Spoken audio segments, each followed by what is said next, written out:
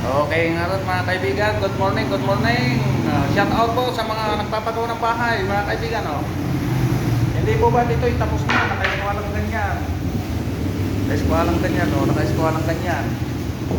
Tapos, nung tapos na, kung kailan tapos na, saka nagpalagay ng ano dito, ng pintuan daw.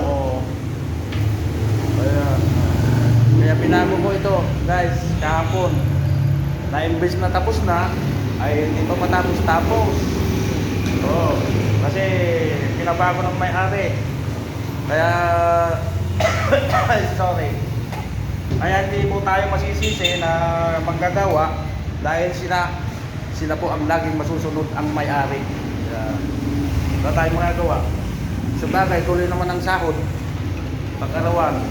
Arawan lang ako dito, guys. Tapos, ayan, okay na. Okay na. Lock na lang dito. Wala tayong magagawa, guys. Yun ang gusto ng may-ari. Laging okay na rin itong drawer. Okay na rin ito. Hindi ko alam kung palalagyan pa ng drawer lock ito. Ito meron na. Okay na ito, guys. Ngayon, ang sabi ay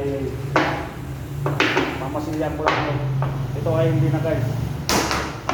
Itong wall na ito ay hindi na kasi meron. Kailangan ba extension? Yan. Kapalit ko siya na. Thank you, ha. Ayan guys. Kapatid ng katiwala dito. Ayan, meron silang ilalagay dito na parang plastic na may groove pataas. Ayan guys. Ano pa? Kaya ito ay hindi ko na pipinturahan. Hindi ko na pipinturahan. Ito lang.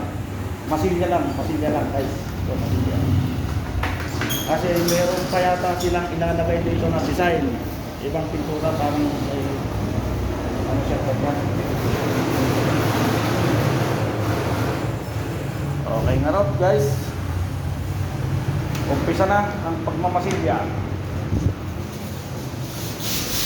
Abangan sa susunod na kabanata. Lihain muna natin, guys, para medyo maganda. Ang unang ito, guys, ang greasing pati para sa kahoy yan, guys. Kailangan matapos na ngayon ito, guys, kasi medyo marami tayong project at yung iba ay nakagalit na guys. Kaya dapat ito matapos na.